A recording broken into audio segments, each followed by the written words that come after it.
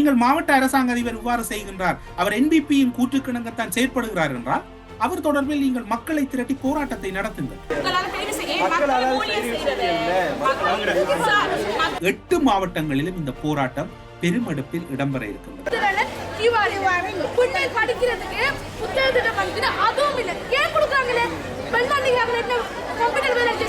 வடக்கு கிழக்கில் தலைகீழாக கட்சி அரசியல் செய்வதற்கு ஜேவிபி முயற்சி செய்வது இது கட்சியின் அடுத்த கட்ட அரசியலுக்கு பெரும் ஆபத்தான செயற்பாடாக அமையும் என்று கூறி பக்கத்தை விட்டு எடுத்திருக்காங்க.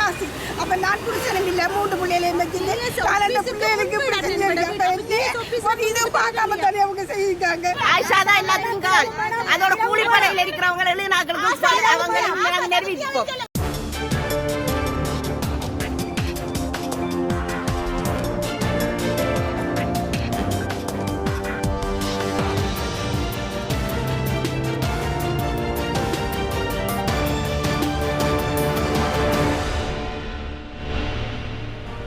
செய்திகளுக்கு அப்பால் நிகழ்ச்சியில் மீண்டும் உங்களை சந்திப்பதில் மகிழ்ச்சி. வணக்கம். இப்போது பேரிடர் ஏற்பட்ட பின்னர் அரசினுடைய அபிவிருத்திகளும் அல்லது அவர்களுக்கான மக்களுக்கு வழங்கக்கூடிய நிவாரணங்களும் பல பகுதிகளிலே முன்னெடுக்கப்பட்டு கொண்டிருக்கின்றன. ஆனாலும் கூட இப்போது வடக்கு கிழக்கு பகுதியில் சற்று சலசலப்பை ஏற்படுத்தி இருக்கிறது என்று கூறலாம். கடந்த வாரம், அதற்கு முந்தைய வாரம் எல்லாம் யாழ் மாவட்டத்திலே, குறிப்பாக யாழ் மாவட்டத்தில் பாதிக்கப்பட்ட மக்கள் தனது வீடுகளை சுத்தம் செய்வதற்காக ஒதுக்கீடு செய்யப்பட்ட நிதி தொடர்பாக ஊடகங்களில் வெளியான செய்தியை மேற்கோள் காட்டி நாடாளுமன்ற உறுப்பினர் கஜேந்திரகுமார் பொன்னம்பலம் அவர்கள் வினாவினை நாடாளுமன்றத்திலே எழுப்பியிருந்தார். பாதிக்கப்பட்ட மக்களுக்கு உதவிகள் வழங்கப்படுவது சிக்கல் இல்லை, ஆனால் பாதிக்கப்படாத மக்களுக்கு எப்படி இது வழங்க முடியும் என்று யாழ் மாவட்டத்தில் இடம்பெற்ற ஒரு குளறுபடி தொடர்பில் அவர் நாடாளுமன்றத்திலே அந்த கோரிக்கையை முன்வைத்தார். அதன் பின்னர் அது சரி செய்யப்பட்டது, சில மாற்றங்கள் செய்யப்பட்டது. இவை வரவு செலவு திட்டம் இடம்பெற்றுக் கொண்டிருக்கின்ற போது நாடாளுமன்றத்திலே இடம்பெற்ற சம்பவமாக இருக்கின்றது. ஆனால் அதன் பின்னர் இப்போது அந்த குறித்த சிக்கலானது மட்டக்களப்பு மாவட்டத்துக்குள்ளும் சென்றிருக்கின்றது. நாடாளுமன்றத்திலே கஜேந்திரகுமார் யாழ் மாவட்டம் தொடர்பில் அன்றைய நிலைமைகள் தொடர்பில் தெளிவுபடுத்தினார். இப்போது அவை மட்டக்களப்பு வரையும் சென்றிருக்கின்றன. ஒவ்வொரு மாவட்டங்களிலும் எவ்வாறு அரசு அதிகாரிகள் நடந்து கொள்ள வேண்டும் என்று அண்மையிலே மன்னார் பகுதியிலே இடம்பெற்ற மாவட்ட அபிவிருத்தி குழு கூட்டத்திலே ஜனாதிபதி அவர்கள் அங்கு சில அறிவுறுத்தல்களை வழங்கியிருந்தார். அதாவது அரசு அதிகாரிகள் அந்த மக்களோடு தொடர்பானவர்கள்லாம் அங்கு அரசு அதிகாரிகளாக இருக்க முடியும். அப்படி இருக்கிற போது அவர்களுக்கு அந்த சூழல் தெரியும். அந்த சூழல் தெரிகின்ற போது அந்த சூழலை கேட்டால் போல் நீங்கள் முடிவுகளை உடனடியாக எடுங்கள், தாமதப்படுத்தாதீர்கள், மக்களினுடைய வாழ்க்கையில் விளையாடி விடாதீர்கள் என்பதை ஜனாதிபதி அவர்கள் மீண்டும் மீண்டும் வலியுறுத்தி மன்னார் மாவட்ட அபிவிருத்தி குழு கூட்டத்திலே கூறினார். ஒவ்வொரு மாவட்டங்களுக்கும் ஜனாதிபதி வருகை தந்து மாவட்ட அபிவிருத்தி குழு கூட்டத்தில் யாருக்கு தண்ணி வந்தது, யாருக்கு தண்ணி வரவில்லை, யாருக்கு மழை பெய்து பாதிப்பு என்று கூற வேண்டும் என்று இந்த அரசு அதிகாரிகள் நினைத்தால் இந்த அரசு அதிகாரிகளினுடைய நிலைப்பாடு என்னவாக இருக்கின்றது? மீண்டும் ஜனாதிபதி கூறுகிறார், கிராம சேவையாளர்களே, உங்களுடைய ஊதியத்திலோ அல்லது உங்களுடைய எந்த ஒரு செலவிலுமோ இந்த மக்களுக்கான உதவி இல்லை, இவை அரசாங்கம் வழங்குகிறது. பாதிக்கப்பட்டவர்களை உடனடியாக நீங்கள் சென்றடைகின்ற வகையில் உங்களுடைய தீர்மானங்களை எடுங்கள் என்று ஜனாதிபதி கூறிக்கொண்டிருக்கிறார். இப்போது இலங்கையை ஆட்சி செய்வது மாவட்ட ரீதியாக இருக்கக்கூடிய அரசு அதிகாரிகளா அல்லது இலங்கையின் ஜனாதிபதியா? ஜனாதிபதி தெளிவாக கூறுகிறார், ஆனால் அங்கு தொடர்ந்து பிழைகள் இடம்பெற்றுக் கொண்டிருக்கின்றன. சுனில் ஹந்துனத்தி கூறிய விடயம் தான் இங்கு ஞாபகத்துக்கு வருகிறது. தொடர்ச்சியாக அரசு அதிகாரிகள் பிழையாக நடந்து கொண்டிருக்கிறார்கள், அவர்களை எம்மால் கட்டுப்படுத்த முடியாது என்று சுனில் ஹந்துனத்தி கூறியதுதான் இங்கு ஞாபகத்துக்கு வருகிறது. மட்டக்களப்பு மாவட்டத்தை பொறுத்தவரையில் மட்டக்களப்பு மாவட்டத்திலே வரலாற்று ரீதியாக அந்த மாவட்டத்திலே இருக்கக்கூடிய இலங்கை நிர்வாக சேவையின் முதல் தரத்தில் இருக்கக்கூடிய நபர்கள் அல்லது முதல் தரத்தில் இருக்கக்கூடிய அதிகாரிகள் குறித்த மாவட்டத்தின் அரசாங்க அதிபராக தெரிவு செய்யப்பட்டு வந்த சூழ்நிலை இருந்தது. கடந்த முறையும் இப்போதும் தான் அவை சற்று மாறுபட்ட ஒரு முடிவை நோக்கி நகர்ந்திருக்கின்றது.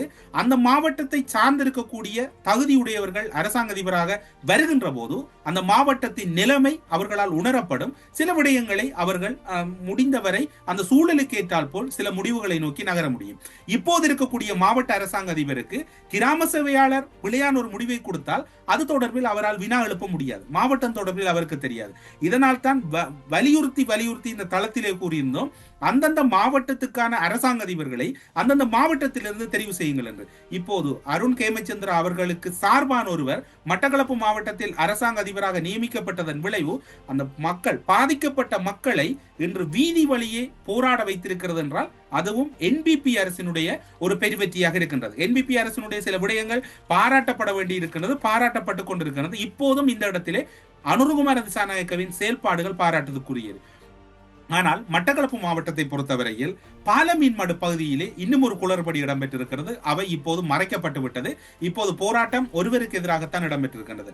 பாலமீன்மடு பகுதியில் மட்டக்களப்பு மாவட்டத்தை எடுத்துக்கொண்டால் அந்த முகத்துவாரத்துக்கு செல்லுகின்ற பாலமீன்மடு, அதே போன்று மாமாங்கம், புன்னைச்சோலை, அதனை அண்டி இருக்கக்கூடிய பல கிராமங்கள், நாவலடி போன்ற பல கிராமங்கள் மழை நீர் அதிகமாக வருகின்ற போது பாதிப்புகளுக்கு உள்ளாவதோடு கடல் தொழில்கள் மற்றும் பல தொழில்கள், அதாவது நாளாந்த அரசு தொழில்கள் அற்று பல தொழில்கள் செய்கின்ற மக்கள் தொடர்ச்சியாக பாதிக்கப்படுகின்ற நிலைப்பாடு இருக்கின்றது. பாலமீன் மடுவில் ஒரு சம்பவம் இடம்பெற்றிருக்கின்றது.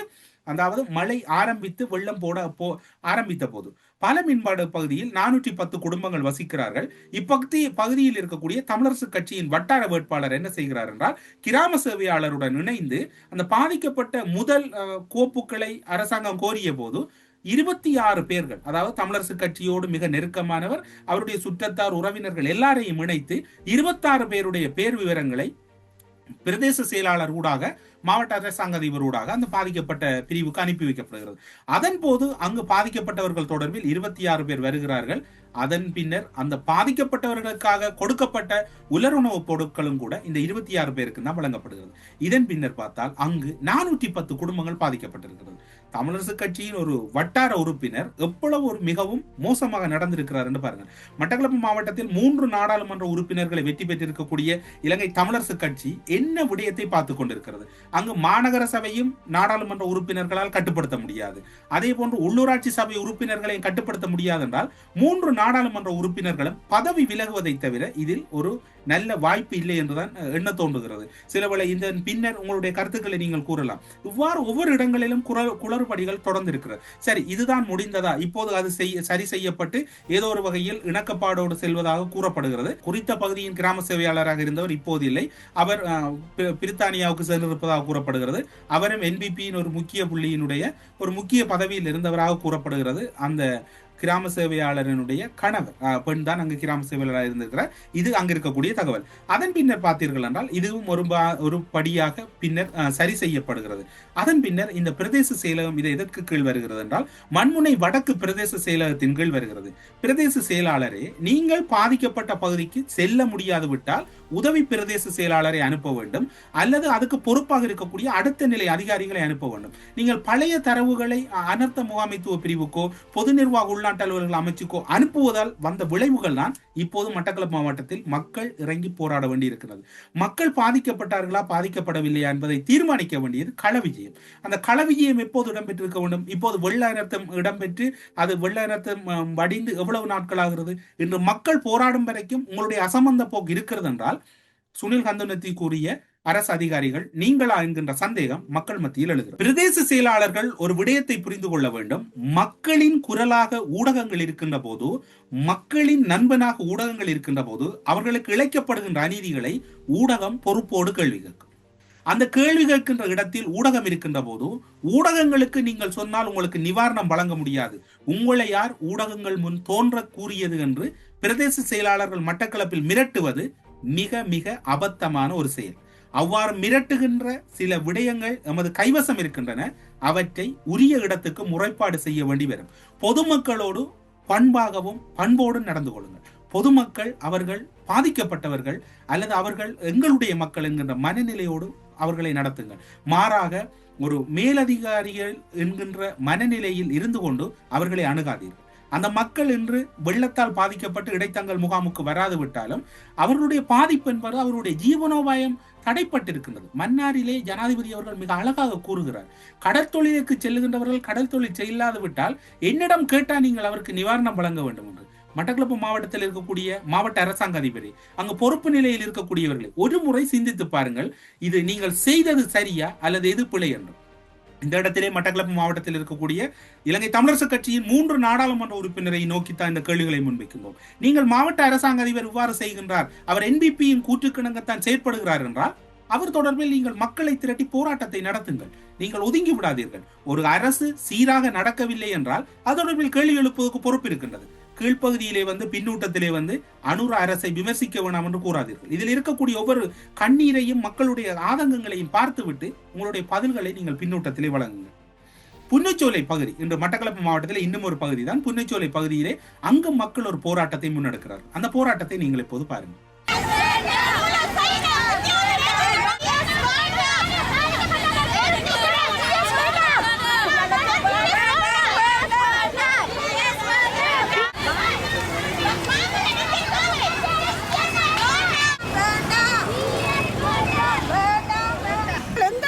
பக்கத்தை விட்டு எடுத்திருக்காங்க ஆசி. அப்ப நான் குடிச்சனும் இல்ல 3 பிள்ளைகளையும் இது பார்க்காம தனி அவங்க செய்யிருக்காங்க. என்ன நீதி நியாயம்? எல்லாருக்கும் தெரியும் தண்ணி வரணுண்டு. இவ்வளவு நிறைய தண்ணி தெரியுமா? வீடெல்லாம் பாருங்க, போட்டிக்க வீட்டுக்குள்ள தண்ணி படுக்க இல்லாம நாங்க அம்மா கூட விட்டு படுத்தினாங்க.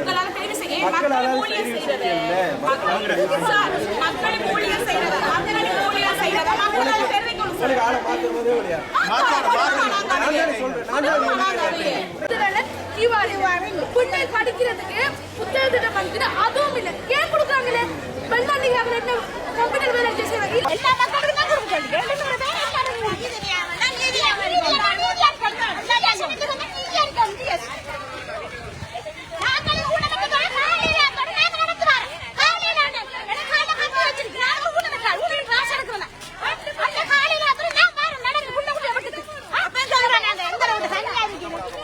பிரபு மட்டக்களப்பு மாவட்டத்தின் தேசிய மக்கள் சக்தியின் நாடாளுமன்ற உறுப்பினர் JVP-யினுடைய நாடாளுமன்ற உறுப்பினரை பார்த்து போராட்டத்தில் ஈடுபட்ட புன்னைச்சோலை வாழ் மக்கள் கேட்கின்றார்கள், நீங்கள் முக்கிய பொறுப்பு ஒன்றுக்கு நியமித்திருக்கக்கூடிய ஆசா யார்? அது உங்களுடைய முக புத்தகத்திலும் கூட இருக்கின்றது. உங்களுடைய அக்காவின் கணவரையும் நீங்கள் முக்கிய பதவிக்கு நியமித்திருக்கிறீர்கள். அவர் யார்? இவர்கள் இருவரும் அல்லது ஆசா என்கின்ற அந்த குறித்த பெண் தான் எங்களுடைய பெயர்களை நீக்குகிறார். நாங்கள் அதாவது மக்களுக்காக போராடுகிற போது போராடப்படுகின்ற மக்களினுடைய நிலைப்பாடுகளை உணராமல் இருக்கின்றார். யார் அந்த ஆசா என்று கேட்கின்றார்கள். பிரபு அவர்களை நீங்கள் தெளிவுபடுத்த வேண்டும். நீங்கள் ஒரு ஊடக சேவையிலே பல விடயங்களை வலியுறுத்தி இருக்கிறீர்கள். அதற்கு வருவதற்கு முதல் இப்போது இந்த ஆதங்கப்படுகிற இந்த பெண்களினுடைய குற்றச்சாட்டுக்கு உங்களுடைய பதில் என்ன? ஆசாவை எந்த அடிப்படையில் நியமித்தீர்கள்? அல்லது உங்களுடைய அக்காவின் கணவர் எந்த அடிப்படையில் நியமிக்கப்பட்டார்? அல்லது நீங்களும் இப்போது மஹிந்த ராஜபக்ச என்ன நடைமுறையை கையாண்டாரோ அல்லது அதனைத்தான் நீங்களும் இப்போது கையாள முற்படுகிறீர்களா என்கின்ற கேள்வி பொதுமக்கள் மத்தியிலே இருக்கின்றது. அந்த பொதுமக்களுடைய ஆதங்க குரல்களை பாருங்கள். நாம் கூறியதுக்கு மேலதிகமாக பல குரல்களை அவர்கள் பதிவு செய்யும். 25,000 பாஸ் பண்ணினவங்க அவங்க கூலிப்படையை வச்சு டிஎஸ் எழுதியிருக்கா எல்லாருக்கும். ஆனபடி எங்களை மக்கள் ஒரு பேருக்கு அந்த காசு கிடைக்கல. வெள்ளம் அந்த வீடு பார்க்கல. வெள்ளம் அந்த வீடு பார்க்கல. ஆனபடி எங்களுக்கு எங்களுக்கு 40 பேர் லிஸ்டையும் காட்டணும். மக்களுக்கு இந்த வாரம் எல்லாருக்கும் அந்த 40 பேருக்கு காசு கொடுத்தாங்க லிஸ்ட் எல்லாரும் காட்டணும். நீங்க எந்த ஜிஎஸ்பி? எங்களுக்கு புண்ணாச்சல டிஎஸ் பிரியா. டிஎஸ் பேர் பிரியா. ஆனபடி எங்களுக்கு டிஎஸ்ஏ வேணாம். ஆம்பளை போடணும். டிஓம் தான் சமுத்தியும் தான் 3 பேரையும் அந்த பொம்பளையில தேவைப்படாது. ஆயிஷா தான் எல்லாத்துக்கும் கால். அதோட கூலிப்படையில் இருக்கிறவங்க அவங்க நிரூபிப்போம். எல்லாரும் தான் அவங்க அவ்வளவு வெறும் கூலியை நாங்க நிறுத்துவோம். ஆனபடி எங்களுக்கு எந்த விதமான எங்களை மக்களுக்கு நல்ல நீதி கிடைக்கணும். எல்லாருக்கும் 25,000 பாஸ் பண்ணணும். அப்படி எங்களுக்கு பாஸ் பண்ணாட்டி அந்த 40 பேர் பட்ட லிஸ்ட தூக்கி வீசணும். அடுத்த திருப்பி காசு கொடுக்க கூடாது. அதுதான் நாங்க சொல்ல வேண்டும். எங்களுக்கு நீதி வேணும். இதுக்கு நீதி எடுக்காட்டி மக்களுக்கு ஒரு நீதி எங்களுக்கு இவ்வளவு மக்களுக்கு எடுக்காட்டி நாங்க மேலிடத்துக்காரர் இப்ப ஜனாதிபதிக்கு போவோம்.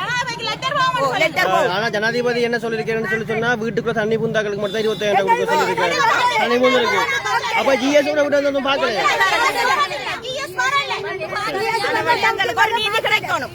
அப்படி நீதி எடுக்காட்டி அரசாங்க அதிபர் ஒருவருக்கு எங்களுக்கு நீதி எடுக்காட்டி நாங்க ஜனாதிபதிக்கு எங்களுக்கு இந்த போராட்டத்தை அனுப்புவோம். எங்களுக்கு இஎஸ்ஐயோட வேணாம், எங்களுக்கு ஒத்தரம் தேவைப்படாது. ஆம்பளை நிரூபிக்கணும் புன்னச்சோலைக்கு, அதுதான் எங்களுக்கு. இன்னும் ஒரு விடயம் அவர்களுடைய குற்றச்சாட்டில் உள்ளடங்குகிறது. புன்னச்சோலை பகுதியிலே 40 பேருக்கு பாதிப்பு என்று பணங்கள் வழங்கப்பட்டிருக்கணும். ஆனால் அதனை வெளிப்படையாக காட்டவில்லை. யாழ் மாவட்டத்திலும் இவ்வாறான ஒரு குளறுபடி இடம்பெற்ற போது கஜேந்திரகுமாருடைய கடுமையான விமர்சனத்தை அடுத்து அந்த பெயர் பட்டியல் காட்சிப்படுத்தப்பட்டது. புன்னச்சோலை பகுதியிலே இடம்பெற்றது சரியாக இருக்குமாக இருந்தால் அதனை காட்சிப்படுத்தப்படும்படியாக மக்கள் கேட்டு நிற்கிறார்கள். மாவட்ட அரசாங்க அதிபரே, இது உங்களுடைய பொறுப்பு வாய்ந்த கடமை. அந்த கடமையில் இருந்து நீங்கள் தவற முடியாது. அதற்கு நீங்கள் உரிய பதில் வழங்குவீர்கள் என்று மக்கள் எதிர்பார்க்கின்றார்கள். இப்போது மட்டக்களப்பு மாவட்டத்தின் இந்த குளறுபடியின் பின்னணியில் ஜேவிபிக்குள்ளும் ஒரு உள்ளக முருகல் ஒன்று இருப்பதாக கூறப்படுகிறது. சிலவளை இந்த காணொலியின் பின்னர் அவ்வாறு முருகல் இல்லை, நாங்கள் எல்லோரும் தோழராகத்தான் இருக்கிறோம். இப்போது பிரபு தோழர் அவர்களை ஓரங்கட்டுவதில் மட்டக்களப்பு மாவட்ட நாடாளுமன்ற தேர்தலில் போட்டியிட்டு தோல்வியடைந்த தேசிய மக்கள் சக்தி ஜேவிபியினுடைய உறுப்பினர்கள் இப்போது பிரபு அவர்களை ஓரங்கட்டுவதற்கான பல பின்தள வேலைகளை ஆரம்பித்திருப்பதாகவும் மட்டக்களப்பு தகவல்கள் கூறுகின்றன. இப்போது பிரபு அவர்கள் ஒரு ஆளுமையற்றவர், இவரால் எந்த விடயங்களையும் கையாள முடியாது என்கின்ற பிம்பத்தை பொதுமக்களுக்கு காட்டி அதன் பின்னர் பிரபு அவர்களை அவருடைய உயர்மட்டத்தின் அடிப்படையில் உடனடியாக ஒரு குறிப்பிட்ட காலத்தின் பின்னர் ராஜினாமா செய்ய வைத்து அதன் பின்னர் சில நலனை அடைந்து கொள்வதற்காக மட்டக்களப்பு மாவட்டத்தில் என்பிபிக்குள் வெட்டுக்குத்து ஆரம்பமாகிவிட்டது. மட்டக்களப்பு மாவட்டத்தில் என்பிபிக்கு கிடைத்த ஆசனம் ஒன்று, இப்போது அவர்கள் அதனையும் கூட ஒரு வேறு விதமாக அவர்களுக்கு ஏற்றால் போல் இல்லை, பிரபுவனுடைய செயற்பாடு மக்கள் மத்தியில் அதிருப்தியாக இருக்கின்றது என்கின்ற ஒரு பிம்பத்தை காட்டுவதற்கும் அந்த கட்சியிலே போட்டியிட்டு தோல்வி அடைந்தவர்கள் இப்போது இன்னும் ஒரு வேலை திட்டங்களை பின்தளத்திலே ஆரம்பித்திருப்பதாகவும் அங்கிருந்து கிடைக்கின்ற தகவல்கள் கூறுகின்றன. எது எவ்வாறு இருக்கின்றதோ தெரியாது. ஆனால் இன்னும் ஒரு விடயம் கூறப்படுகிறது. ஒவ்வொரு மாவட்டத்திலும் அந்த மாவட்டத்தில் இருக்கக்கூடிய ஒரு எல்லைக்குட்பட்ட பகுதிகளில் RDS இருப்பது வளமை. அதாவது கிராம அபிவிருத்தி சங்கங்கள், அதாவது உமன் RDS மற்றது RDS என்று சொல்லி அந்த பகுதிகளை அபிவிருத்தி செய்கின்ற வளமையாக இருப்பது வளமை. ஆனால் அதற்கு எதிராக அல்லது அதனை மலங்கடிப்பதற்கு ஜேவிபி கட்சியினுடைய ஒரு கட்சி பின்னணி சாயல் கொண்ட ஒரு கட்டமைப்பும் உருவாக்கப்பட்டிருக்கிறது. பிரஜா சக்தி என்கின்ற ஒரு அமைப்பை ஜேவிபி ஆரம்பித்து அதில் அவர்களுடைய உறுப்பினர்களை உள்வாங்கி அந்த உறுப்பினர்கள் தான் இனி எல்லா விடயங்களையும் கையாள்வார்கள், RDSக்கு போன்று அவர்களுக்கு இணையான அந்த அதிகாரங்களையும் கொடுக்கின்ற ஒரு போக்கு இலங்கை முழுவதும் ஆரம்பிக்கப்பட்டிருக்கிறது.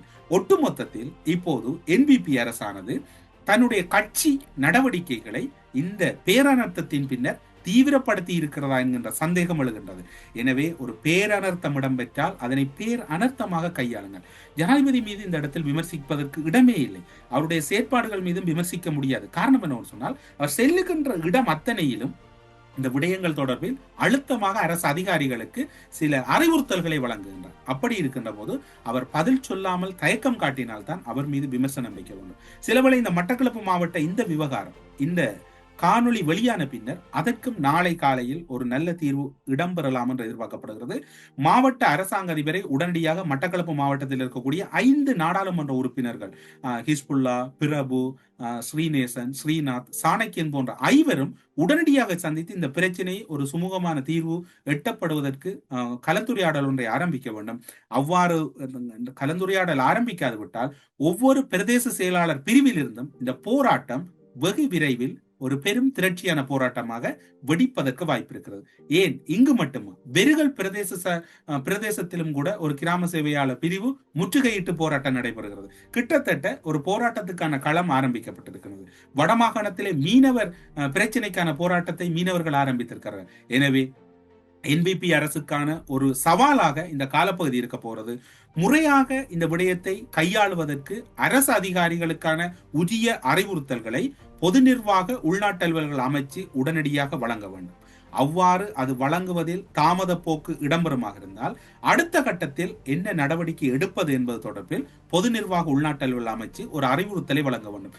இந்த நிதி தொடர்பில் ஒரு முறையான அரசு சுற்றி நிறுவத்தை உடனடியாக திருத்தத்தோடு அரசு வெளியிட வேண்டும். இவை அனைத்தையும் வெளியிடாமல் பாதிக்கப்பட்டவர்களுக்கு மட்டும்தான் கொடுப்போம், தண்ணி வந்தால் தான் கொடுப்போம் என்றால் இந்த தண்ணி வெள்ளங்களால் பாதிக்கப்பட்டு தொழில் அல்லது வருமானத்தை இழந்தவர்களுக்கு யார் கொடுப்பது? அவர்களுக்கு என்ன திட்டம் இருக்கிறது? இன்று வேளாண்மை செய்கை, கால்நடை, அதே போன்று இன்று கடற்தொழில், இன்னும் பல தொழில்கள், அதாவது அத்தியாவசிய தொழில்கள் செய்யக்கூடியவர்களுக்கு யார் கொடுப்பது என்கின்ற கேள்வி எழுகின்ற போது இதில் பதில் சொல்ல வேண்டும்.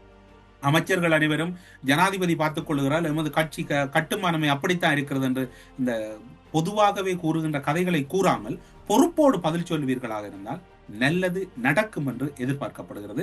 இந்த கருத்துக்களோடு இது மட்டக்களப்பு மாவட்டம், திருகோணமலை மாவட்டம், யாழ்ப்பாணம் மாவட்டம் மட்டுமல்ல, இனி வரப்போகின்ற மாவட்ட நாட்களில் 8 மாவட்டங்களிலும் இந்த போராட்டம் பெருமெடுப்பில் இடம்பெற இருக்கின்றது.